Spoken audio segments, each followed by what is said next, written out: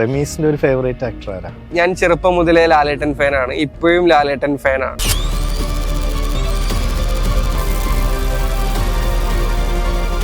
അദ്ദേഹത്തോട് കഥ കേൾക്കാൻ തന്നെ അദ്ദേഹത്തിന് ടൈം ഉണ്ടോന്ന് അറിയില്ല. അപ്പോൾ അദ്ദേഹത്തിന്റെ ഇൻപുട്സ് കിട്ടാറുണ്ടോ ഇതിനകത്ത്? ചില ഫൗണ്ടേഴ്സിനേക്കാളും റെസ്പോൺസീവ് ആണ് നിവിൻ എന്ന് എനിക്ക് തോന്നിയിട്ടുണ്ട്. സിനിമാ നടന്മാരെ കിട്ടാൻ ഭയങ്കര ബുദ്ധിമുട്ടാണ്, അവരെ റെസ്പോൺസീവ് ആയിരിക്കില്ല, കോൾ അറ്റൻഡ് ചെയ്യില്ല എന്നൊക്കെ. നിവിൻ ഒരിക്കലും അങ്ങനെയല്ല. പക്ഷെ നിവിൻ ഇതിലൊന്നും വലിയ ഒരു ശ്രദ്ധ ചെലുത്തുന്ന അല്ലെങ്കിൽ ഭയങ്കര അവെയർ ആയിട്ട് നടക്കുന്ന ആളൊന്നും. സിനിമ എങ്ങനെയുണ്ട്, അല്ലെങ്കിൽ സിനിമ വിജയിച്ചോ സിനിമ പരാജയപ്പെട്ടോ, എല്ലാ മലയാളികൾക്കും ഇഷ്ടപ്പെട്ട ഒരു ആക്ടറാണ് നിവിൻ. നിവിന്റെ നല്ലൊരു മൂവി ഇറങ്ങിക്കഴിഞ്ഞാൽ ലാലേട്ടന്റെ നല്ല മൂവി ഇറങ്ങിയ പോലെ തന്നെയാണ്. സ്ലീപ്പർ സെൽസ് എല്ലാം ഓണാവും. അത് സർവ്വമായി ഇറങ്ങിയ സമയത്ത് ഞാൻ റിയലൈസ് ചെയ്തത്.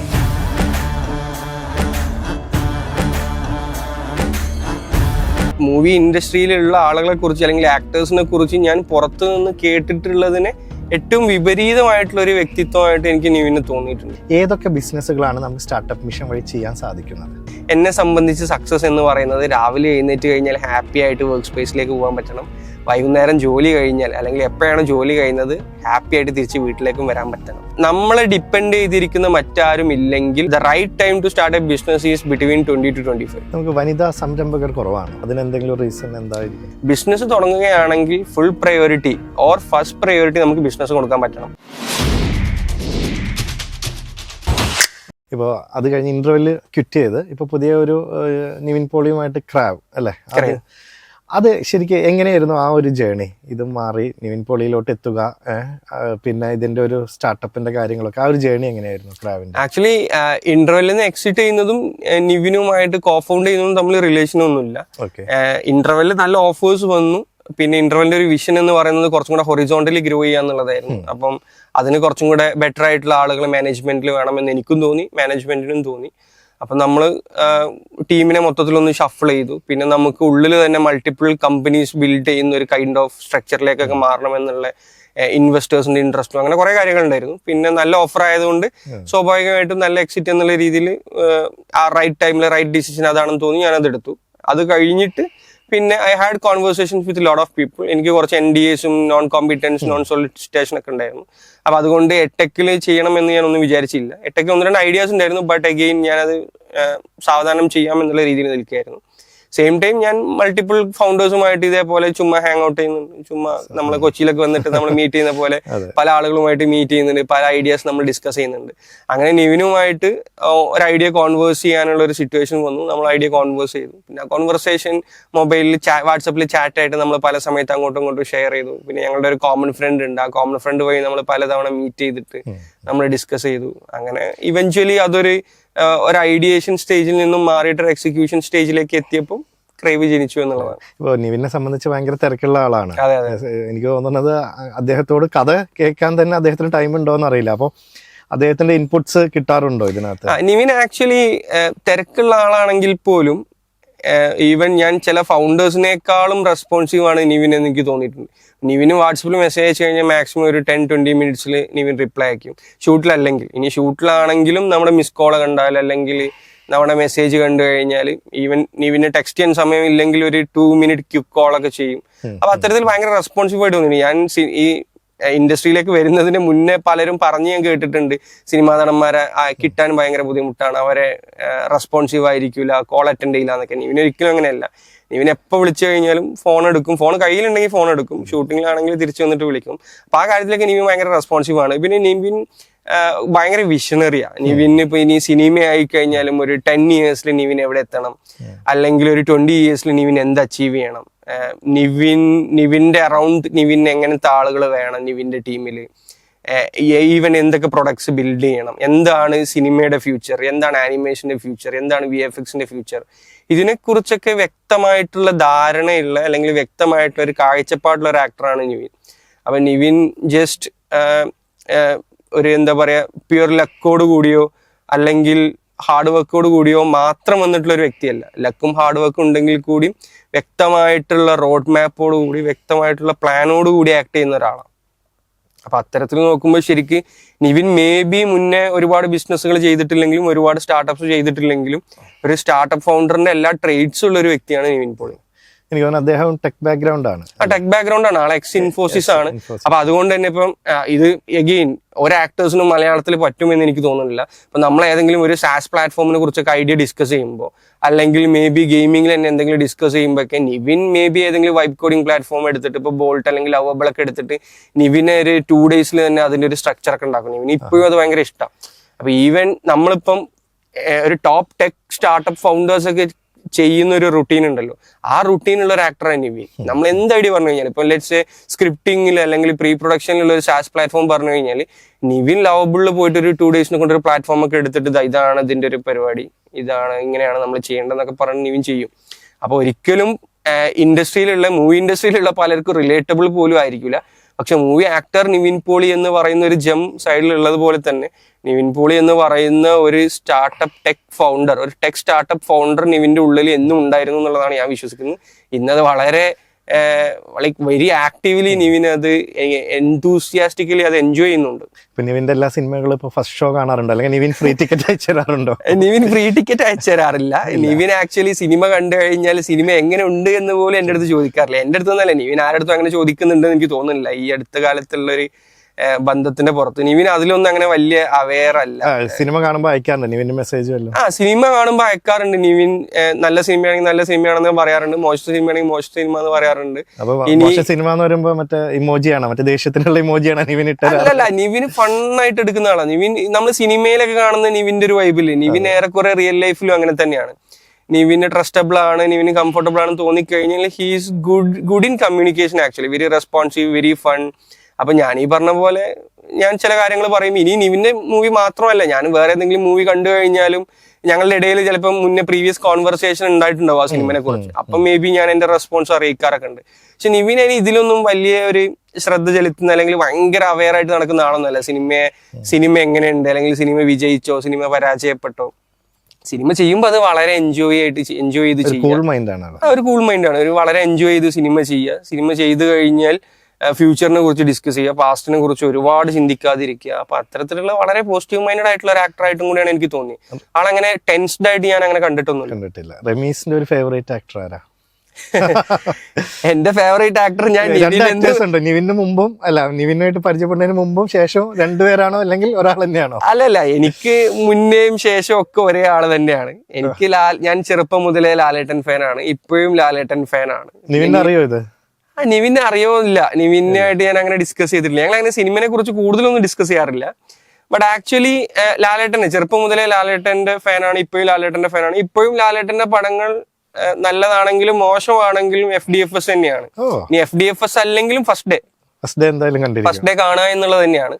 അത് നമുക്ക് ഇന്റർവെൽ ആയി കഴിഞ്ഞാൽ ഇന്റർവെൽ എന്റെ കോഫൗണ്ടേഴ്സ് ഉണ്ട്, എന്റെ ഇപ്പോഴത്തെ CEO ആയിട്ടുള്ള നാജിമൊക്കെ ഉണ്ട്. ഞങ്ങൾ ആക്ച്വലി ലാലേട്ടന്റെ ഏത് പടം ഇറങ്ങിക്കഴിഞ്ഞാലും ഫാൻ ഷോക്ക് എവിടെന്നെങ്കിലും ടിക്കറ്റ് ഒപ്പിച്ചിട്ട് ഇന്റർവെൽ ഒരു 10-20 പേരും കൊണ്ടേ പോയുള്ളൂ. അപ്പം നല്ല സിനിമകൾക്ക് കൊണ്ടുപോകുമ്പോൾ ഞങ്ങൾക്ക് അപ്രീസിയേഷൻ കിട്ടുന്നത് പോലെ തന്നെ മോശം സിനിമകൾക്ക് കൊണ്ടുപോകുമ്പോൾ ഞങ്ങൾക്ക് തെരുവിളിയും കേൾക്കാറുണ്ട്.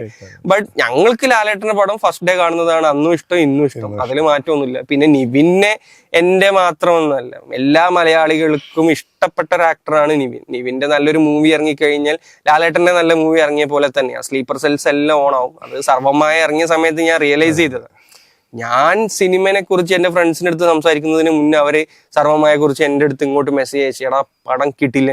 അത് നോർമലി എല്ലാവരും അയക്കുന്നതല്ലേ. ഇപ്പൊ ലാലേട്ടന്റെ മൂവി ആണെങ്കിൽ ഞാൻ ലാലേട്ടൻ ഫാൻ ആണ് എന്ന് അറിയുന്നത് കൊണ്ട് കുറെ പേര് മെസ്സേജ് അയക്കും. പക്ഷെ സർവ്വമായ റിലീസ് ആവുന്ന സമയത്ത് നമ്മൾ ഓൾറെഡി അസോസിയേറ്റഡ് ആണ് എന്നുള്ളത് കുറെ ഫ്രണ്ട്സ് എനിക്കും മെസ്സേജ് അയച്ചു. അപ്പൊ എനിക്ക് ഭയങ്കര ഹാപ്പി. അപ്പൊ നിവിൻ അങ്ങനെ സ്ലീപ്പർ സെൽസ് ഉള്ള ഒരു ആക്ടറാണെന്ന് എനിക്ക് തോന്നിയിട്ടുണ്ട്. നിവിനെ ഇഷ്ടപ്പെടുന്ന ഒരുപാട് പേരുണ്ട്.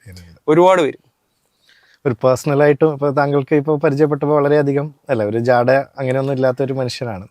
ഇപ്പൊ എനിക്ക് കമ്പയർ ചെയ്യാൻ അധികം ആളുകൾ അറിയില്ല മൂവി ഇൻഡസ്ട്രിയിൽ. പക്ഷെ മൂവി ഇൻഡസ്ട്രിയിലുള്ള ആളുകളെ കുറിച്ച് അല്ലെങ്കിൽ ആക്ടേഴ്സിനെ കുറിച്ച് ഞാൻ പുറത്തു നിന്ന് കേട്ടിട്ടുള്ളതിന് ഏറ്റവും വിപരീതമായിട്ടുള്ള ഒരു വ്യക്തിത്വമായിട്ട് എനിക്ക് നിവിന് തോന്നിയിട്ടുണ്ട്. ഹീസ് വെരി നമ്മളെ ഏറ്റവും കൂടുതൽ കംഫർട്ടബിൾ ആക്കുന്ന, വളരെ വിഷണറി ആയിട്ടുള്ള, വളരെ പ്രാക്ടിക്കൽ ആയിട്ടുള്ള, വളരെ ടെക്സാവി ആയിട്ടുള്ള ഒരു വ്യക്തിയാണ്. ഇതൊക്കെ റയർ കോമ്പിനേഷനാണ് മൂവി ഇൻഡസ്ട്രിയിൽ.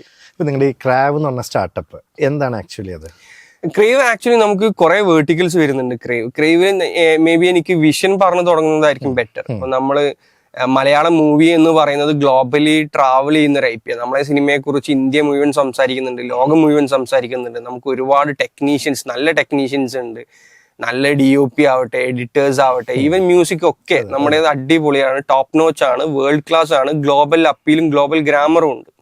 പക്ഷേ സിനിമ എന്ന് പറയുന്ന ആ ഒരു പെർട്ടിക്കുലർ IP-യുടെ ബേസ് എപ്പോഴും കോണ്ടന്റ് ആണല്ലോ. അപ്പം ബേസിക്കലി നമ്മുടെ കോണ്ടന്റ് അടിപൊളിയാണ് എന്നാണ് അതിന്റെ അർത്ഥം. പക്ഷെ ഇതേ കോണ്ടന്റ് ബേസിക് ആയിട്ടുള്ള അല്ലെങ്കിൽ ഫണ്ടമെന്റൽ ആയിട്ടുള്ള വേറെയും ഇൻഡസ്ട്രികളുണ്ട്. അതാണ് ഒന്ന് ആനിമേഷൻ, അതുപോലെ തന്നെ VFX പാർട്ട് വന്നു കഴിഞ്ഞാൽ, പിന്നെ ഗെയിമിംഗ്, കോമിക്സ്, ഇതിനൊക്കെ ബേസിക് ഫണ്ടമെന്റൽ എന്ന് പറയുന്നത് കോണ്ടന്റ് തന്നെയാണ്.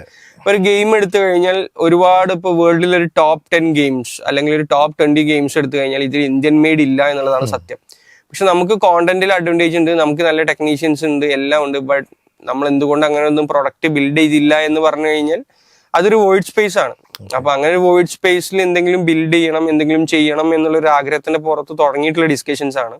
അപ്പോൾ നമ്മൾ കുറെ ഏരിയ ഓഫ് വർക്ക്, കുറെ സ്കോപ്പ് ഓഫ് വർക്ക് നമുക്ക് വരുന്നുണ്ട്. നമ്മൾ ഇൻക്യുബേറ്റേഴ്സ്, ആക്സലറേറ്റേഴ്സ്, അതുപോലെ തന്നെ ഇതിന്റെ തന്നെ ഒരു എടെക് വേർഷൻ, ഒരു എടെക് ലെയർ വരുന്നുണ്ട്. Apart from that IP building, core IP building വരുന്നുണ്ട്, ഗെയിം ഡെവലപ്മെന്റ്, ആനിമേഷൻ, VFX, അങ്ങനെ കുറെ വെർട്ടിക്കൽസ് വരുന്നുണ്ട്. Still figuring it out, still prioritising, ഏതാദ്യം ചെയ്യണം, അവസാനം ചെയ്യണം എന്നുള്ളത്. But again it is wonderful to work with Nivin എന്നുള്ളതാണ്. നമ്മൾ അറിയാത്ത കുറെ ഇൻഡസ്ട്രിയെ കുറിച്ച് പറഞ്ഞു തരാൻ നിവിൻ സമയം കണ്ടെത്താറുണ്ട്. എനിക്ക് പുതിയ കുറെ ഏരിയയിലേക്ക് എക്സ്പോഷർ കിട്ടുന്നുണ്ട്. നമുക്കിത് പെട്ടെന്ന് പ്രതീക്ഷിക്കാവോ? ക്രേവിന്റെ ലൈക്ക് 1-2 ഡോക്യുമെന്റേഷൻസും കൂടെ കഴിഞ്ഞു കഴിഞ്ഞാൽ മേ ബി ഇൻക്യുബേറ്റർ, ആക്സലറേറ്റർ ഒക്കെ അനൗൺസ് ചെയ്യപ്പെടും. പിന്നെ നമ്മുടെ ഫസ്റ്റ് 1-2 പ്രൊഡക്ട്സ് ഇപ്പോൾ ഒരു 2 മന്തിനുള്ളിൽ ലോഞ്ച് ആവുകയും ചെയ്യും. ഓക്കെ, അത് കഴിയുമ്പോൾ നമുക്ക് പ്രതീക്ഷിക്കാം. തീർച്ചയായും. ഇപ്പോൾ കേരള സ്റ്റാർട്ടപ്പ് മിഷന്റെ പല വേദികളിലും റമീസിനെ കാണാറുണ്ട്, സ്പീക്കറായിട്ടും ആ രീതിയിലെല്ലാം കാണാറുണ്ട്. ഒരു സ്റ്റാർട്ടപ്പ് മിഷനിലോട്ട് ഒരു ആഗ്രഹം കൊണ്ട് വരുന്ന ഒരു പയ്യൻ, എല്ലാവർക്കും കുറേ ഡൗട്ടുകളുണ്ട്. ആദ്യം തന്നെ നമുക്കിത് ചോദിക്കാം, ഏതൊക്കെ ബിസിനസ്സുകളാണ് നമുക്ക് സ്റ്റാർട്ടപ്പ് മിഷൻ വഴി ചെയ്യാൻ സാധിക്കുന്നത്? അതിൽ സ്റ്റാർട്ടപ്പ് മിഷൻ ബേസിക് ആയിട്ട് പറയുന്ന കുറച്ച് ഫണ്ടമെന്റൽ പ്രിൻസിപ്പിൾസ് എന്ന് പറയുന്നത്, ഒന്ന് ഒരു ടെക് ബിസിനസ് ആയിരിക്കണം, സ്കെയിലബിൾ ബിസിനസ് ആയിരിക്കണം, ഇന്നോവേറ്റീവ് ആയിരിക്കണം എന്നുള്ളതാണ്. ഇന്നോവേറ്റീവ് എന്ന് പറഞ്ഞാൽ മെയിൻലി ടെക് ആണ്, അല്ലെങ്കിൽ ടെക് ഇനേബിൾഡ് ആയാലും മതി. നമ്മൾ ഏതെങ്കിലും ഒരു സർവീസ് ബിസിനസ് എടുക്കുക, ആ സർവീസ് ബിസിനസ് നമ്മൾ എക്സിക്യൂട്ട് ചെയ്യാൻ വേണ്ടിയിട്ട് നമ്മൾ ടെക് ഇനേബിൾ ചെയ്ത് ചെയ്യുന്നുണ്ടെങ്കിൽ അതും പറ്റും. അപ്പൊ ഇത്തരത്തിലുള്ള ബിസിനസ്സുകളെ അതിന് വേണ്ടിയിട്ടുള്ള ഒരു എൻവയോൺമെന്റ് ക്രിയേറ്റ് ചെയ്യുന്ന ഒരു നോഡൽ ഏജൻസിയാണ് ശരിക്കും കേരള സ്റ്റാർട്ടപ്പ് മിഷൻ. അത് കേരള ഗവൺമെന്റിന്റെ IT ഡിപ്പാർട്ട്മെന്റിന്റെ അണ്ടറിൽ വരുന്ന നോഡൽ ഏജൻസിയാണ്. അപ്പൊ അവര് ഗ്രാന്റ് കൊടുക്കുന്നത് മുതൽ, ഫണ്ടിങ് കൊടുക്കുന്നത് മുതൽ, വർക്ക് സ്പേസ് ആവട്ടെ, ഇൻവെസ്റ്റർ കണക്ട് ആവട്ടെ, B2B കണക്ട് ആവട്ടെ, ഗ്ലോബൽ കണക്ട്സ് കൊടുക്കുന്നുണ്ട്. ഇപ്പം ഇവിടെയുള്ള ഒരു കമ്പനിക്ക് US മാർക്കറ്റ് എക്സ്പ്ലോർ ചെയ്യണം, അല്ലെങ്കിൽ UK മാർക്കറ്റ് എക്സ്പ്ലോർ ചെയ്യണം, അതിന് വേണ്ട സബ്സിഡീസ്, ട്രാവൽ അറേഞ്ച്മെന്റ്സ്, അതിന് വേണ്ട കണക്ഷൻസ്, പിന്നെ അതുപോലെ തന്നെ നമുക്ക് ഇന്ത്യയിലുള്ള മാർക്കറ്റ് എക്സ്പ്ലോർ ചെയ്യുന്നത്, government as A market place explore ചെയ്യുന്നത്, അങ്ങനെ ഒരുപാട് ഏരിയാസിൽ സ്റ്റാർട്ടപ്പ് മിഷന്റെ സ്കോപ്പ് ഓഫ് വർക്ക് ഇരിക്കുന്നുണ്ട്. അത് ശരിക്കും എല്ലാവരും ഒരു ബിസിനസ് തുടങ്ങുന്നുണ്ടെങ്കിൽ എക്സ്പ്ലോർ ചെയ്യേണ്ട ഒരു ഏരിയ ആണെന്ന് ഞാൻ പറയും. കാരണം എന്തൊക്കെ സർവീസസ് അല്ലെങ്കിൽ എന്തൊക്കെ ബെനിഫിറ്റ്സ് ഗവൺമെന്റ് പ്രൊവൈഡ് ചെയ്യുന്നു എന്നുള്ളത് പഠിച്ചു കഴിഞ്ഞാലാണ് നമുക്ക് അതിൽ ഏതൊക്കെ യൂസ് ചെയ്യണം വേണ്ട എന്നുള്ളത് മനസ്സിലാവുകയുള്ളൂ. ഇപ്പൊ റമീസിന്റെ ഒരു മനസ്സിൽ ഒരു സക്സസ്ഫുൾ ഒരു ബിസിനസ്മാൻ എന്ന് പറയുക, അല്ലെങ്കിൽ സക്സസ്ഫുൾ എന്റർപ്രണർ എന്ന് പറയുന്നത് എന്താണ്? റമീസിന്റെ ഒരു വ്യാകരണം എന്താണ് അതിൽ? എൻ്റെത് ഭയങ്കര വിയേർഡ് ആൻഡ് ബയാസ്ഡ് ഡെഫിനിഷൻ ആയിരിക്കും. കാരണം എന്നെ സംബന്ധിച്ച് എനിക്ക് ബിസിനസ് എൻ്റെ കരിയറിനെ പോലെ തന്നെ പ്രയോറിറ്റി ഉള്ള കാര്യമാണ് എൻ്റെ ഫാമിലി, എൻ്റെ നാട്. അപ്പൊ എന്നെ സംബന്ധിച്ച് സക്സസ് എന്ന് പറയുന്നത് ഒരുപാട് കാശുണ്ടാക്കുകയും വലിയ ബിസിനസ് എംപയർ ക്രിയേറ്റ് ചെയ്യുകയും മാത്രമല്ല. ഇത് അഗെയിൻ പല സമയത്ത് ഇവോൾവ് ആയിട്ടുള്ള ഡെഫിനിഷനാണ്. ഒരു 5 വർഷം മുന്നേ ഇതല്ലായിരുന്നു, ഒരു 2 വർഷം മുന്നേ ഇതല്ലായിരുന്നു. പക്ഷെ ഇപ്പം എന്നെ സംബന്ധിച്ച് സക്സസ് എന്ന് പറയുന്നത് രാവിലെ എഴുന്നേറ്റ് കഴിഞ്ഞാൽ ഹാപ്പി ആയിട്ട് വർക്ക് സ്പേസിലേക്ക് പോകാൻ പറ്റണം, വൈകുന്നേരം ജോലി കഴിഞ്ഞാൽ അല്ലെങ്കിൽ എപ്പോഴാണ് ജോലി കഴിയുന്നത് ഹാപ്പി ആയിട്ട് തിരിച്ച് വീട്ടിലേക്കും വരാൻ പറ്റണം. അപ്പൊ ആ ഒരു റിതം, ആ ഒരു ബാലൻസ് ക്രിയേറ്റ് ചെയ്തതാണ് ഇപ്പൊ എന്നെ സംബന്ധിച്ച് ഹാപ്പി, അല്ലെങ്കിൽ ഇപ്പൊ എന്നെ സംബന്ധിച്ച് സക്സസ് എന്ന് പറയുന്നത്. അപ്പം അഗെയിൻ വീട്ടിലെ കാര്യങ്ങളെല്ലാം അടിപൊളിയാണ്, ഓഫീസിലെ കാര്യങ്ങളെല്ലാം അടിപൊളിയാണ് എന്നുണ്ടെങ്കിൽ, അല്ലെങ്കിൽ എൻ്റെ വർക്ക് റിലേറ്റഡ് ഉള്ള കാര്യങ്ങളെല്ലാം അടിപൊളിയാണെന്നുണ്ടെങ്കിൽ ഐ എം ഹാപ്പി. എന്നെ സംബന്ധിച്ച് അതാണ് എൻ്റെ സക്സസ്. ഇതിന്റെ അപ്പുറത്തേക്ക് ഇനി എനിക്ക് ഒന്നും അച്ചീവ് ചെയ്യാനില്ല. അപ്പൊ ആ ഒരു റിതം മെയിൻറ്റെയിൻ ചെയ്യലാണ് ഇപ്പൊ എന്നെ സംബന്ധിച്ച് സക്സസ്. ഇപ്പൊ പുതിയതായിട്ടൊരു ബിസിനസ് തുടങ്ങാൻ വരുന്ന ഒരാള്, ഇപ്പൊ പലരും കുറെ വർക്ക് ചെയ്തിട്ട് വരുന്നവരും ഉണ്ട്, അല്ലെങ്കിൽ അക്കാഡമിക് കഴിഞ്ഞിട്ട് നേരിട്ട് വരുന്നവരുണ്ട്. അപ്പോൾ ഇതിൽ ഏതാണ് ഒരു ബെറ്റർ ചോയ്സ് എന്ന് പറയുന്നത്? അത് ഡിപ്പെൻഡിങ് ഓൺ സെവറൽ ഫാക്ടേഴ്സ്. ഇപ്പം ഒരു 10-20 വർഷം മുന്നേ ഉള്ള ആളുകളെ പോലെയല്ല ഇപ്പോഴത്തെ കുട്ടികൾ, അല്ലെങ്കിൽ ഇപ്പം ഗ്രാജുവേറ്റ് ആവുന്ന ആളുകൾ. ഇപ്പോൾ ഒരു 20 വർഷം മുന്നേ ഗ്രാജുവേറ്റ് ആയിട്ടുള്ള ആളുകൾക്കൊക്കെ സ്വാഭാവികമായിട്ട് അവരെ കുടുംബത്തെ കുറിച്ച് ചിന്തിക്കേണ്ടി വരും, പാരന്റ്സിനെ കുറിച്ച് ചിന്തിക്കേണ്ടി വരും, മേ ബി പാരന്റ്സ് ഉണ്ടാക്കിയ കടങ്ങളെ കുറിച്ച് ചിന്തിക്കേണ്ടി വരും. അതായത് ലെസ് പ്രിവിലേജ്ഡ് ആയിരുന്നു. പക്ഷെ ഇപ്പം കുട്ടികൾ ഒരു ഓൾമോസ്റ്റ് 90-95% കുട്ടികളും പ്രിവിലേജ്ഡ് ആണ്. അവർക്ക് ഇത്തരം കാര്യങ്ങളെ കുറിച്ചൊന്നും ചിന്തിക്കേണ്ടതില്ല, അവരുടെ കരിയറിനെ കുറിച്ച് മാത്രം ചിന്തിക്കേണ്ടത്. അപ്പം ബേസിക്കലി നമ്മളെ ഡിപ്പെൻഡ് ചെയ്തിരിക്കുന്ന മറ്റാരും ഇല്ലെങ്കിൽ the right time to start a business is between 20 to 25. 20 വയസ്സിന് 25 വയസ്സിന്റെ ഇടയിൽ നമുക്ക് ഹൈ റിസ്ക് ടേക്കിംഗ് മെന്റാലിറ്റി ആയിരിക്കും, നമുക്ക് എക്സ്പ്ലോർ ചെയ്യാനുള്ള മെന്റാലിറ്റി കൂടുതലായിരിക്കും, നമ്മുടെ ഫിസിക്കൽ ആൻഡ് മെന്റൽ വെൽബീങ് അടിപൊളിയായിരിക്കും. അപ്പൊ എങ്ങനെ നോക്കിക്കഴിഞ്ഞാൽ ഒരു ബിസിനസ് തുടങ്ങി അതിനെ സക്സസിലേക്ക് എത്തിക്കേണ്ട എല്ലാ ചേരുവകളും ഉള്ള ഒരു പ്രായമാണ് 20-25 ഇടയിൽ എന്ന് പറയുന്നത്. പിന്നെ നമുക്ക് വേറെ ലയബിലിറ്റീസ് ഉണ്ടാവില്ല, നമ്മൾ സിംഗിൾ ആയിരിക്കും മോസ്റ്റ് പ്രോബബ്ലി. ഇനി സിംഗിൾ അല്ലെങ്കിലും മാരീഡ് ആയിരിക്കില്ല. അപ്പൊ അങ്ങനെ കുറെ പ്രിവിലേജസ് ഉണ്ട്. ഫ്രീഡം, മാരേജ് ചെയ്ത് എന്നുള്ളത് കൊണ്ട് ഫ്രീഡം ഇല്ല എന്നുള്ളതല്ല, ബട്ട് അതൊരു കമ്മിറ്റ്മെന്റ് ആണല്ലോ, നമ്മൾ ഒരു ഫാമിലിയോട് ഒരു വ്യക്തിയോട് കൊടുക്കുന്ന കമ്മിറ്റ്മെന്റ് ആണ്.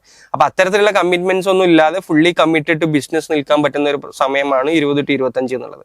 ഇനി എല്ലാവരും അങ്ങനെ പ്രിവിലേജ്ഡ് ആവണമെന്നുമില്ല. അപ്പൊ പ്രിവിലേജ്ഡ് അല്ലാത്ത ആരെങ്കിലും ഉണ്ടെങ്കിൽ, വേറെ ഫാമിലി കമ്മിറ്റ്മെന്റ്സോ പാരന്റ്സിനോടോ അല്ലെങ്കിൽ വേറെ ഏതെങ്കിലും വ്യക്തിയോട് കമ്മിറ്റ്മെന്റ് ഒക്കെ ഉള്ള ആളുകളാണ് എന്നുണ്ടെങ്കിൽ മേ ബി കുറച്ചും കൂടെ ഫിനാൻഷ്യലി ഒന്ന് സ്റ്റേബിൾ ആയിട്ട് മേ ബി ഒരു 30 years വരെയൊക്കെ വർക്ക് ചെയ്തിട്ട്, അത്യാവശ്യം ഒരു 5 വർഷം വർക്ക് ചെയ്തിട്ടില്ലെങ്കിലും അറ്റ്ലീസ്റ്റ് 5 years വർക്ക് ചെയ്തിട്ടില്ലെങ്കിലും നമ്മളെ ഡിപ്പെൻഡ് ചെയ്ത് നിൽക്കുന്നവരോ നമ്മളുടെയോ ലൈഫ് അഫക്ട് ചെയ്യില്ല എന്ന് ഉറപ്പ് വരുത്തിയതിനു ശേഷം ഒരു സ്റ്റാർട്ടപ്പ് തുടങ്ങുന്നതായിരിക്കും ബെറ്റർ. നമുക്ക് വനിതാ സംരംഭകർ കുറവാണോ? അതെ, കേരളത്തിൽ കുറവാണ്. അതിനെന്തെങ്കിലും റീസൺ എന്തായിരിക്കും? റീസൺ ഒന്ന് നമ്മുടെ സൊസൈറ്റി തന്നെയാണ്. ഒന്ന് നമ്മളെ ഇവിടുത്തെ വിമൺ, എസ്പെഷ്യലി ഒരു നോർത്ത് കേരള പാർട്ടൊക്കെ എടുത്തു കഴിഞ്ഞാൽ അവരുടെ കൾച്ചർ അല്ലെങ്കിൽ അവരുടെ വാല്യൂസ് എപ്പോഴും ബിസിനസ്സിലേക്ക് എത്തുമ്പോൾ, അല്ലെങ്കിൽ ഇതൊരു കോൺട്രവേഴ്ഷ്യൽ കാര്യമാണ്, പക്ഷെ എൻ്റെ ഒപ്പീനിയനാണ്. ഞാനിത് 1-2 വേദികളിൽ പറഞ്ഞിട്ടുമുണ്ട്. എപ്പോഴും ഇവിടെ ഫസ്റ്റ് പ്രയോറിറ്റി എന്ന് പറയുന്നത് ഫാമിലി ആയിരിക്കും. അത് അവരെ ചെറുപ്പം മുതൽ അങ്ങനെ നേർച്ചർ ചെയ്ത് ചെറുപ്പം മുതൽ അവരെ കണ്ടീഷൻ ചെയ്യപ്പെട്ടതാണ്. അപ്പൊ ആ കണ്ടീഷൻ ചെയ്യപ്പെട്ടത് എങ്ങനെ മാറ്റണം എന്ന് ചോദിച്ചു കഴിഞ്ഞാൽ നമ്മൾ തന്നെ ഡീകണ്ടീഷൻ ചെയ്യണം. ഇപ്പൊ എന്റെ വീട്ടിൽ നിന്ന് ഞാൻ ഡീകണ്ടീഷൻ ചെയ്ത് തുടങ്ങുക എന്നുള്ളതാണ് അതിന്റെ ഒരു മാർഗം. അങ്ങനെ എല്ലാവരും സ്വന്തം വീടുകളിൽ ഡീകണ്ടീഷൻ ചെയ്ത് തുടങ്ങി കഴിഞ്ഞാൽ മേ ബി വുമൺ എന്റർപ്രണേഴ്സ് ഉണ്ടാവും. അല്ലാത്ത പക്ഷം ഇവരെങ്ങനെ പോയി കഴിഞ്ഞാലും ഫസ്റ്റ് പ്രയോറിറ്റി ഫാമിലിക്കേ കൊടുക്കുള്ളൂ. അങ്ങനെ ഫാമിലിക്ക് കൊടുക്കുമ്പോഴുള്ള പ്രശ്നം എന്താ വെച്ച് കഴിഞ്ഞാൽ അങ്ങനെ ചെയ്യാൻ പറ്റുന്ന ഒരു കാര്യമല്ല ബിസിനസ് എന്ന് പറയുന്നത്. ബിസിനസ് തുടങ്ങുകയാണെങ്കിൽ full priority or first priority നമുക്ക് ബിസിനസ് കൊടുക്കാൻ പറ്റണം. ഒരു സെർട്ടൈൻ ടൈം വരെയെങ്കിലും സെക്കൻഡ് പ്രയോറിറ്റിയാണ് നമുക്ക് ഫാമിലിക്കോ അല്ലെങ്കിൽ നമ്മുടെ റിലേറ്റീവ്സിനോ ഫ്രണ്ട്സിനോ അല്ലെങ്കിൽ ആർക്ക് വേണമെങ്കിലും കൊടുക്കാൻ പറ്റുള്ളൂ. അപ്പൊ അത് ഒരു റിയാലിറ്റിയാണ്. അത് മനസ്സിലാക്കാത്തത് കൊണ്ടാണ് പലപ്പോഴും ഇവിടുന്ന് നല്ല വുമൺ എന്റർപ്രണേഴ്സ് ഇല്ലാത്തത്, അല്ലാതെ കഴിവില്ലാത്തത് കൊണ്ടല്ല. അവർ കണ്ടീഷൻ ചെയ്യപ്പെട്ടതാണ് എപ്പോഴും ഫാമിലിനെ പ്രയോറിറ്റൈസ് ചെയ്യാൻ. അപ്പം ഡീകണ്ടീഷൻ ചെയ്ത് തുടങ്ങുന്നുണ്ട് പലരും പല സിറ്റീസിലും. പക്ഷേ ഡീകണ്ടീഷൻ ചെയ്യുക എന്നുള്ളത് മാത്രമാണ് സക്സസ്ഫുൾ വുമൺ എന്റർപ്രണേഴ്സ് ഉണ്ടാവാനുള്ള ഒരു മാർഗം. നമുക്ക് ഇൻവെസ്റ്റ്മെന്റ് നോക്കുമ്പോൾ നമുക്ക് പുതിയ ഐഡിയാസിന് ആവശ്യത്തിലുള്ള ഇൻവെസ്റ്റേഴ്സ് കേരളത്തിലുണ്ടോ? ഒരു ഇൻവെസ്റ്റ്മെന്റ് കിട്ടുന്നുണ്ടോ? നമ്മുടെ നിങ്ങളുടെ ഐഡിയക്ക് വേണ്ടത് ഇനീഷ്യലി വേണ്ടത് ഒരു 50 lakhs to 1.5 crore ഒക്കെ ആണ് എന്നുണ്ടെങ്കിൽ കേരളത്തിൽ നിന്ന് തന്നെ നിങ്ങൾക്ക് ഈസിലി ഫണ്ട് റേസ് ചെയ്യാം. അപ് ടു 1.5 crore വരെയൊക്കെ കേരളത്തിൽ ഏഞ്ചൽ ഗ്രൂപ്പ്സ് ഉണ്ട്. ഏഞ്ചൽ ഗ്രൂപ്പ്സ് എന്ന് പറഞ്ഞു കഴിഞ്ഞാൽ group of people who are ready to invest. അവർ സാധാരണക്കാരന് അവരിലോട്ട് എങ്ങനെ എത്താൻ പറ്റും? ഇപ്പൊ ഒരു എക്സാമ്പിൾ പറയുകയാണെങ്കിൽ നിങ്ങൾക്ക് അഗെയിൻ 50 lakhs to 1.5 crore ആണ് നിങ്ങൾക്കൊരു ബിസിനസ് തുടങ്ങാൻ ആവശ്യം എന്നുണ്ടെങ്കിൽ അതൊരു റവന്യൂ സ്റ്റേജ് ആണെങ്കിൽ, ഇപ്പൊ മോസ്റ്റ്ലി റവന്യൂ സ്റ്റേജ് ആണ്. നിങ്ങളുടെ പ്രൊഡക്റ്റ് നിങ്ങൾ ഫൈനലൈസ് ചെയ്തു, ഇനീഷ്യലി കുറച്ച് റവന്യൂ ഒക്കെ വന്നു തുടങ്ങിയ ഒരു സ്റ്റേജ് ആണെങ്കിൽ നിങ്ങൾക്ക് ഏഞ്ചൽ ഗ്രൂപ്പ്സിലേക്ക് എത്താം. അപ്പൊ ഏഞ്ചൽ ഗ്രൂപ്പ്സ് എന്ന് പറഞ്ഞു കഴിഞ്ഞാൽ ഇപ്പൊ കേരളത്തിൽ കേരള ഏഞ്ചൽ നെറ്റ്വർക്ക് ഉണ്ട്, മലബാർ ഏഞ്ചൽ നെറ്റ്വർക്ക് ഉണ്ട്, ഫിനിക്സ് ഏഞ്ചൽസ് ഉണ്ട്, സ്പാർക്ക് ഏഞ്ചൽസ് ഉണ്ട്. അങ്ങനെ ഒരു 5-6 ഏഞ്ചൽ നെറ്റ്വർക്കിംഗ് ഗ്രൂപ്പ്സ് ഉണ്ട്. അപ്പൊ ഇവരുടെയൊക്കെ വെബ്സൈറ്റ്, കേരള ഏഞ്ചൽ നെറ്റ്വർക്ക് എല്ലാം ഗൂഗിൾ ചെയ്ത് കഴിഞ്ഞാൽ കിട്ടും. ഇവരുടെ വെബ്സൈറ്റിൽ കയറി കഴിഞ്ഞാൽ നമ്മൾക്ക് പിച്ച് സബ്മിറ്റ് ചെയ്യാനുള്ള ഓപ്ഷൻ ഉണ്ടാവും. അതിലൂടെ പിച്ച് സബ്മിറ്റ് ചെയ്യാം.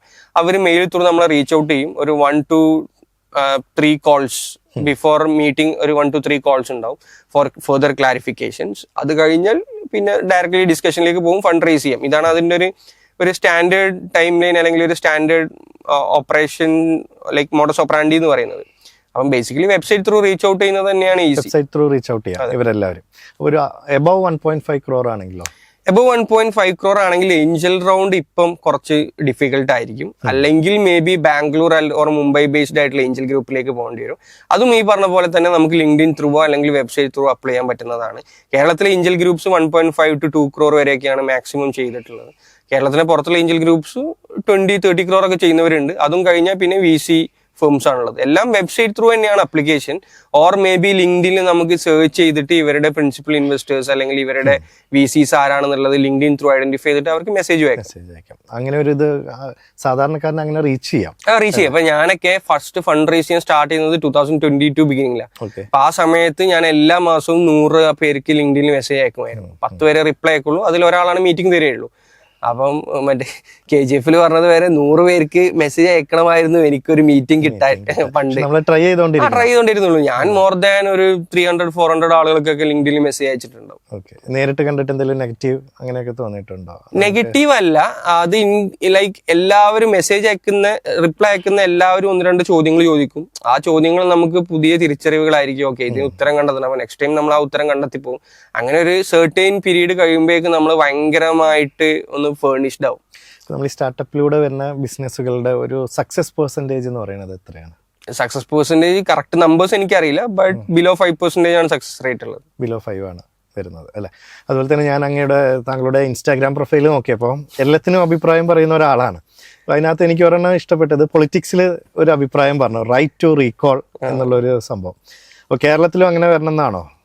വരുന്നത് ഈസി അല്ല, ബട്ട് വന്നു കഴിഞ്ഞാൽ ബെറ്റർ ആണെന്നുള്ളൊരു അഭിപ്രായം എനിക്കും ഉണ്ട്. പിന്നെ പൊളിറ്റിക്കലി അഭിപ്രായം പറയുന്നത്, ഞാൻ ഒരു പ്രൈവറ്റ് കോളേജിൽ പഠിച്ച വ്യക്തിയല്ല. ഞാൻ സർക്കാർ വക നിയമകലാലയത്തിൽ 5 വർഷം പഠിച്ച് അവിടുത്തെ ബിരുദധാരിയായിട്ടുള്ള വ്യക്തിയാണ്. അപ്പോൾ സ്വാഭാവികമായിട്ട് അങ്ങനെ കൾച്ചറിൽ വളർന്ന ഒരാൾക്ക് ഒരിക്കലും പൊളിറ്റിക്കലി ഒപ്പീനിയൻ പറയാതെ അല്ലെങ്കിൽ അപ്പൊളിറ്റിക്കലായിട്ട് ഇരിക്കാൻ പറ്റില്ല എന്നുള്ളത് സത്യാവസ്ഥയാണ്. എന്റെ മാത്രം കാര്യമല്ല, എൻ്റെ ഫ്രണ്ട്സ് ആയി കഴിഞ്ഞാലും ആരായി കഴിഞ്ഞാലും അവരൊക്കെ വ്യക്തമായിട്ടുള്ള കാഴ്ചപ്പാടുള്ള നിലപാടുള്ള വ്യക്തികളാണ്. അപ്പൊ അങ്ങനെ നിലപാടുകൾ പറഞ്ഞും നിലപാടുകൾ മുന്നോട്ട് വെച്ചും ശീലിച്ചതുകൊണ്ട് അതങ്ങനെ തന്നെ കണ്ടിന്യൂ ചെയ്യുന്നുള്ളൂ. പ്രാക്ടീസ് ചെയ്യാൻ ഉദ്ദേശമുണ്ടോ? ഇല്ല, പ്രാക്ടീസ് ചെയ്യാനുള്ള ഉദ്ദേശം ഇല്ല. ഞാൻ ആക്ച്വലി ഗ്രാജുവേഷൻ്റെ അന്ന് കോട്ടിട്ടതാ ഇവിടെ ഹൈക്കോർട്ടിൽ, എറണാകുളം ഹൈക്കോർട്ടിൽ കോട്ടിട്ടതിന് ശേഷം പിന്നെ ഞാൻ ആ കോട്ട് എടുത്തിട്ടില്ല. എപ്പോഴും അത് വീട്ടിലവിടെ ഇരിക്കും. ഈ ഒരു ബിസിനസ് ആണ് ഇനി കണ്ടിന്യൂ ചെയ്യാനുള്ള ഒരു ഫ്യൂച്ചർ പ്ലാൻ? എപ്പോഴും നമുക്ക് സന്തോഷമുള്ള കാര്യങ്ങൾ ചെയ്യുക എന്നുള്ളതാണ്. അപ്പൊ എപ്പോഴും ബിസിനസ് ചെയ്യുക എന്നുള്ളതല്ല എൻ്റെ കോർ ഹാപ്പിനെസ്. ബിസിനസ്സിൽ നമ്മൾ ക്രിയേറ്റ് ചെയ്യുന്ന ഇമ്പാക്ട് എനിക്ക് ഭയങ്കരമായിട്ട് ആ ഒരു കിക്ക് തരുന്നുണ്ട്. അപ്പം കിക്ക് നോക്കി പോവാന്നുള്ളതാണ്. നമ്മളോടൊപ്പം ഇത്രയും സമയം ചെലവിട്ട റമീസ് അലിക്കും അതുപോലെ തന്നെ അദ്ദേഹത്തിന്റെ വരാൻ പോകുന്ന പുതിയ സ്റ്റാർട്ടപ്പ് ശ്രീ നിവിൻ പോളിയുടെ കൂടെയുള്ള സ്റ്റാർട്ടപ്പായ ക്രേവനും എല്ലാവിധ ആശംസകളും നേരുന്നു. Thank you.